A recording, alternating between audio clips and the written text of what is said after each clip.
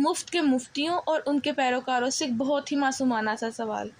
کربلا کے جو 72 شہداء ہیں، ان میں خلیفہ اول، دوم اور تیسرے، ان تینوں خلیفوں کی اولاد کیوں شامل نہیں ہے؟ اور دوسرا سوال یہ کہ جب امام حسین علیہ السلام نے یزید کی بیعت سے انکار کیا اور یزید نے کہا کہ مدینہ کو چھوڑ دو، یہاں سے چلے جاؤ، امام حسین علیہ السلام نے مدینہ کو الوداع کہا، تو ان تینوں خلفاء کی اولاد نے کیوں امام حسین علیہ السلام کا ساتھ نہیں دیا؟ کیوں ان کے ساتھ قیام نہیں کیا؟ کیوں مدینہ کو الوداع نہیں کہا؟ کیا وہ نہیں جانتے تھے کہ رسول خدا نے فرمایا تھا حسین منی و انا من الحسین، حسین مجھ سے ہے اور میں حسین سے ہوں؟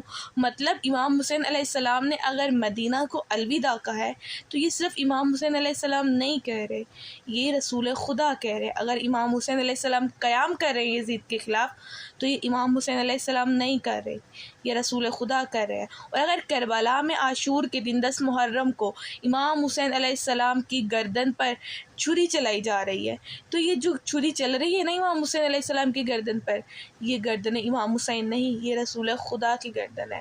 تو اس سوال کا آپ نے ضرور جواب دینا کہ 72 شہداء میں ان 3 خلفاء کی اولاد کیوں شامل نہیں، اور انہوں نے کیوں امام حسین علیہ السلام کے ساتھ قیام نہیں کیا، کیوں مدینہ کو الوداع نہیں کہا؟ ضرور جواب دیجیے گا۔ السلام علیکم ورحمۃ اللہ۔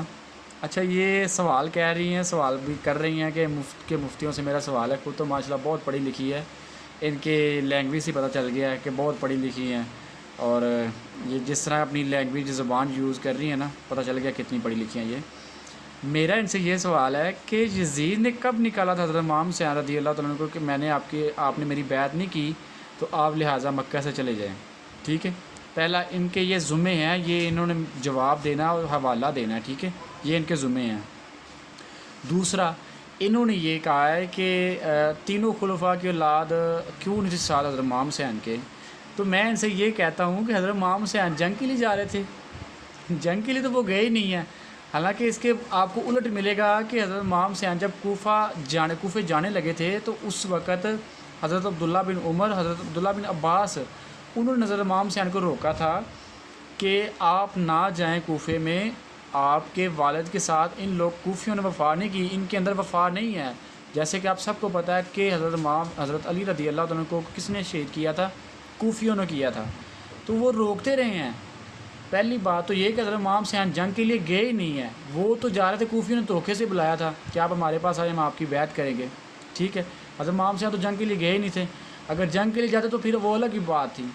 وہ خود روکتے رہے ہیں کہ آپ ان کی طرف نہ جائیں، صحابہ کے جو بیٹے تھے صحابی، وہ کہہ رہے تھے کہ آپ ان کی طرف نہ جائیں، یہ جو کوفی لوگ ہیں یہ بے وفا لوگ ہیں، یہ انہوں نے وفا نہیں کرنی۔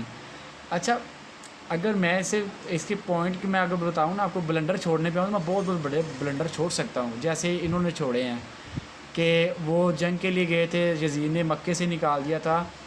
ٹائم قیامت تک ہے کہ انہوں نے اس کا ریفرنس دینا ہے کہ یزید نے حضرت امام حسین کو مکے سے نکالا تھا کہ آپ نے میری بیعت نہیں کی، آپ مکے سے نکل جائیں۔ دوسرا یہ کہ حضرت امام حسین جب کوفے جا رہے تھے تو جنگ کے لیے جا رہے تھے، یہ دو آپ نے جواب دینے ہیں، ریفرنس دینے ہیں۔ ٹائم قیامت تک ہے، ورنہ آپ مانیں کہ آپ نے جھوٹ باندھا ہے، ٹھیک ہے۔